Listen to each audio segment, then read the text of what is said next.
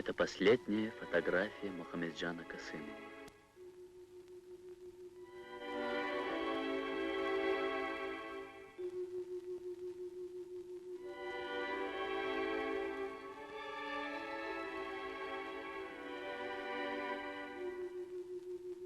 Его последняя роль так и осталась недоигранной. Благодаря искусству кино будут продолжать жить и действовать персонажи Мухамеджана Касымова, в которых жизнь нашего народа, его прошлое и настоящее. Впервые зритель увидел Мухамеджана Касымова на таджикской сцене в 1931 году в героической драме Камила Яшина «Два коммуниста». Мятеж Фурманова и Поливанова – это был первый опыт работы над русской драматургией.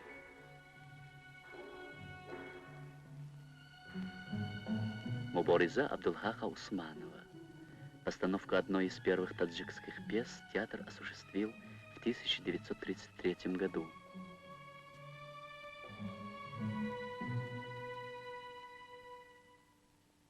Образ большевика Дудина создал Мухамеджан Касымов.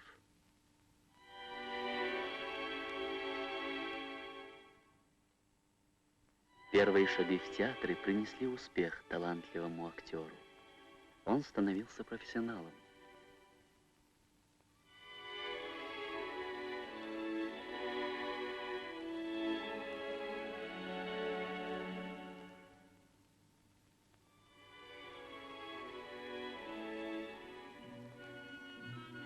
Частые поездки в Москву, знакомство с художественным и малым театром, с театром Вахтангова, с творчеством Станиславского, Москвина, Качалова, Леонидова, Хмелева.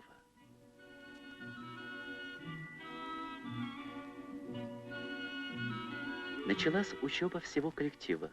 Театр борется за драматургию, правдиво отображающую жизнь советского человека. Таджикские драматурги подняли острые вопросы современности.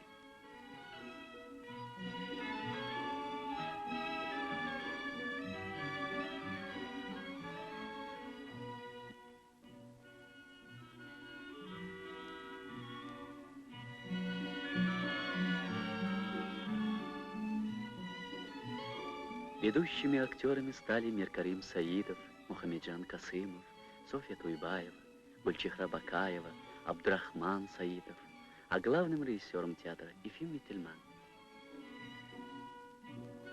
Зрители Таджикистана тепло приняли новые спектакли Государственного драматического театра имени Лахути. В 1939 году Мухамеджану Касымову было присвоено звание заслуженного артиста республики. И этот спектакль послужил как бы трамплином в дальнейшем поставить уже имеющийся в театре прекрасный перевод Абулгасема Лахути и Цицилии Бану «Отелло» Шекспира. И когда нам сказали, что мы будем играть на декаде в Москве, нам, конечно, было страшновато. Ведь Москва, московский зритель видел великих русских актеров, игравших до нас. И нам, конечно, было страшновато. «Отелло» для таджикского зрителя гораздо был близок. Мы играли его в новой трактовке. Он был в исполнении Касымова очень человечным, очень мягким, любящим мужем и в то же время твердым, требовательным военачальником. من بر ریسپوبلیک بعضی خدمت ها کردم. این را همه می دانند. در این باره گپ بس است. خواهش می کنم در مکتوبی که درباره این مصیبت ها می نویسید گناه مرا نه کم و نه کینه‌ورانه زیاد کنید. بگویید او کسی بود دوست می داشت نه عاقلانه اما صمیمانه، کسی که به آسانی بر اشک تسلیم نمیشد، اما یک دفعه که شد دیگر تا آخرین حد رفت. کسی که مانند هندوی نادان گوهری را که از تمام گنج‌های مملکتش پربهاتر بود دور انداخت. از چشمان تسلیم شدهش که تا به حال به غم و حسرت عادت نکرده بودند، اکنون مانند قیر تمامت کننده درخت‌های عربستان اشک می‌ریزد.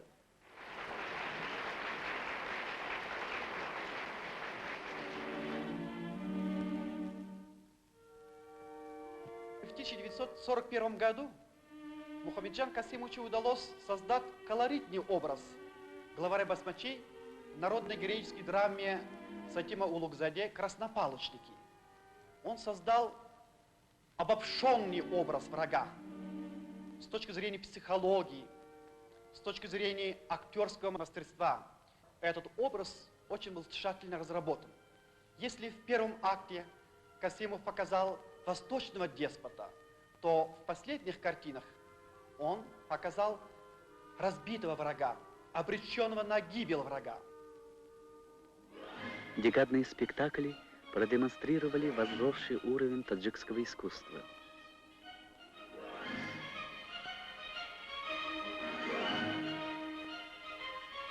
Труды большого мастера сцены получили высокую оценку партии и правительства.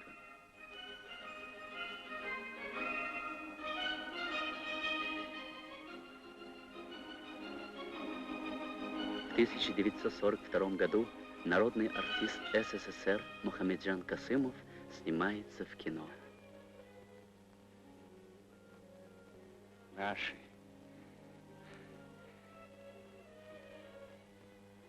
Братья мои, пейте, пейте их!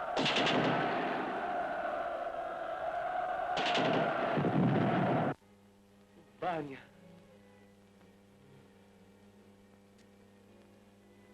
Бануся!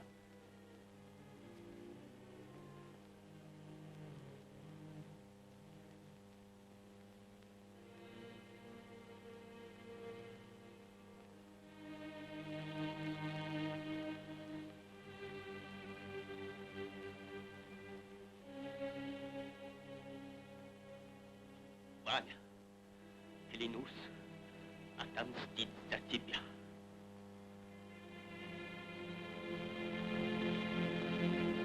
За мое черное море, ура! Вот, наконец мне сказали, завтра приезжает мой основной партнер. Я с волнением ожидал его. Мы с группой товарищей выехали на лошадях несколько вперед. Подъехала машина, вот, остановилась, стали мы. Из машины вышел Касымов. Я смотрю, статный, красивый, сдержанный, очень внимательный человек. «Где Андреев?» – закричал он. Я слез с лошади и по-воински подошел к нему четким шагом, отдал ему честь. Андреев, по вашему приказанию, явился. Он засмеялся. Мы с ним сразу же обнялись. С ним было работать очень приятно. Он был человек большого такта, большого внимания. Ну, и очень чуткий сам был художник.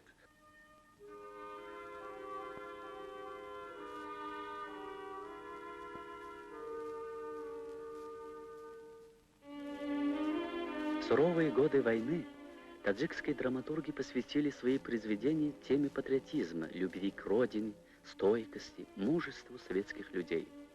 Мухамеджан Касымов создал на сцене Таджикского академического театра драмы имени Лахути запоминающиеся образы своих современников.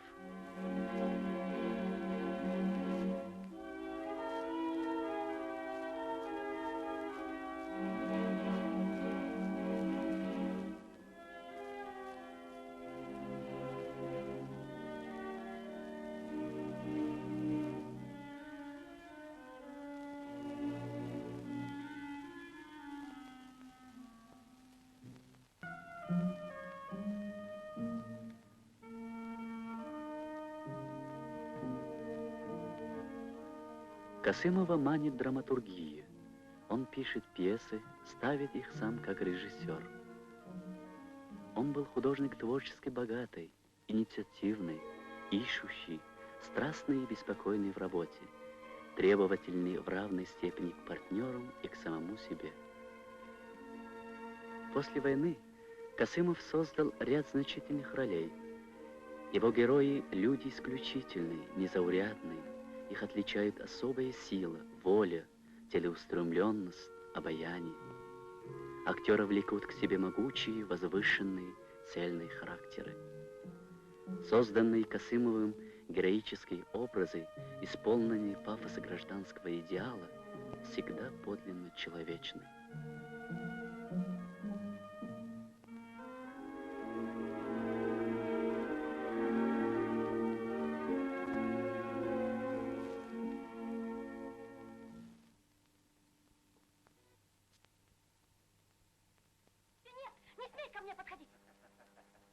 Когда женщина у меня в доме говорит «нет», это ничего не значит.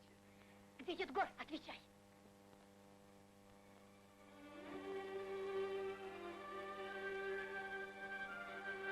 Не трогай. Моя. Именно. Моя. Уйди. Стой! Стой, погоди! Проклятая! Подожди, говорю!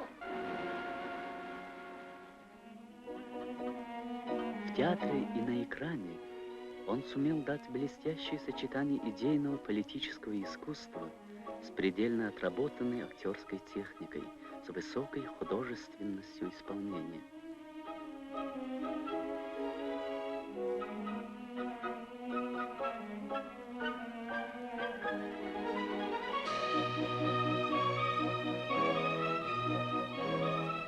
Проходившая в 1957 году в Москве декада таджикской литературы и искусства явилась крупным событием в культурной жизни нашей страны.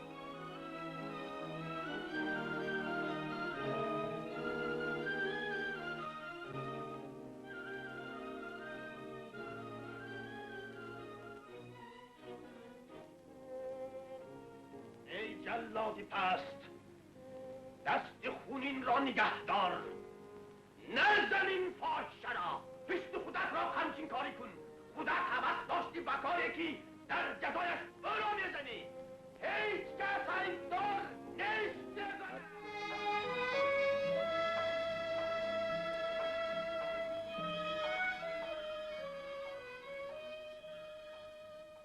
Моя память хранит образ Лира, сыгранный Касымовым, показанный им во время декады, проходившей в Москве в 1957 году. Я помню основное впечатление. Детали, конечно, уже сейчас стерлись.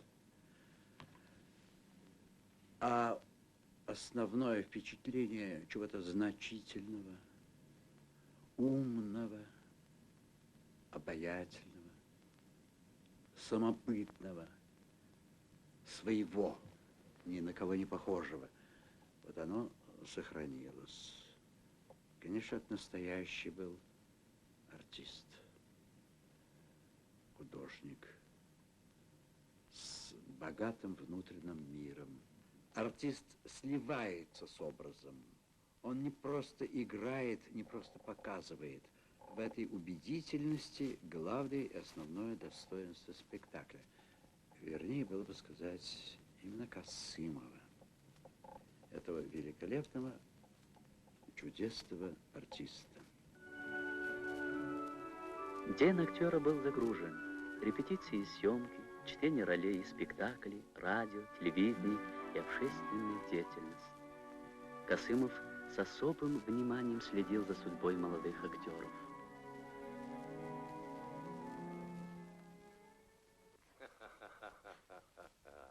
Ты мне слишком дорого стоило, чтоб я так легко с тобой расстался, но мне надоело сторожить невольницу, за которую я заплатил баснословные деньги.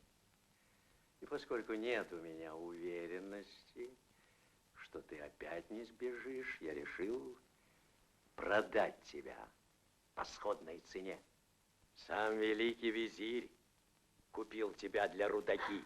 Это неправда. Вы думаете, я поверю в этот обман? С визирем мы столковались, и жених за тобой сейчас приедет. Юные мои друзья, сегодня у очагов сядут новые семьи. Если каждый из них будет горячо любить свой труд, знать, что только в честной работе счастье. Если каждая семья будет дружной и верной, будет прочной, как звенья одной цепи, то и страна наша будет достойной и прославится за горами и морями во веки веков.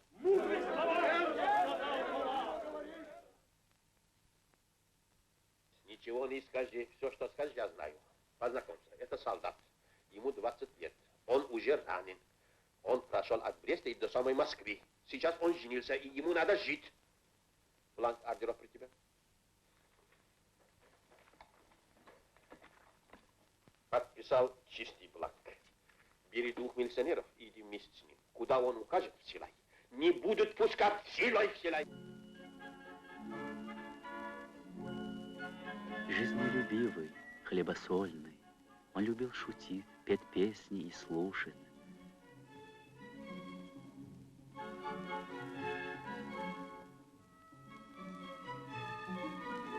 Он был прекрасным рассказчиком, интересным собеседником.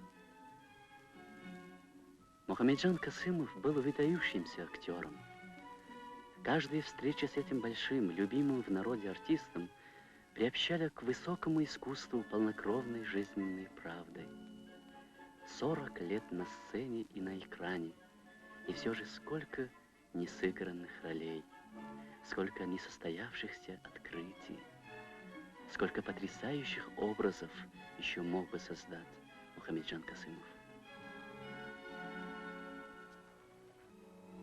Как ты не понимаешь, Камал, что дело не в них, а в нас? Каждому свое.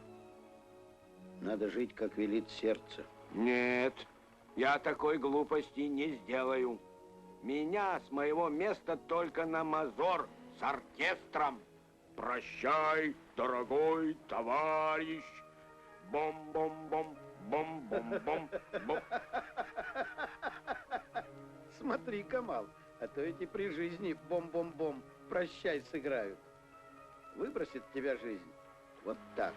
Это кого выбросит? Саидова выбросит? Нет, это ты всю жизнь всякого впереди себя пропускал. А попробуй меня свали. Лоб расшибешь.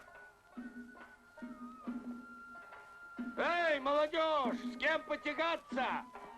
Осторожней, Камал.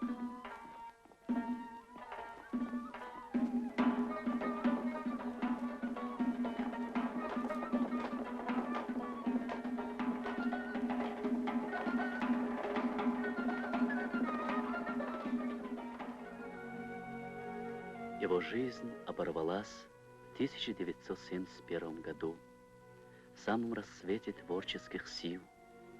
Он оставил после себя немало: спектакль, кинофильмы, магнитофонные записи, человеческую память. Мухамеджан Касымов был истинным рыцарем искусства, и служил он ему верно, беззаветно, отдавая всего себя, свой могучий талант, свою любовь, свою преданность коммуниста, гражданина.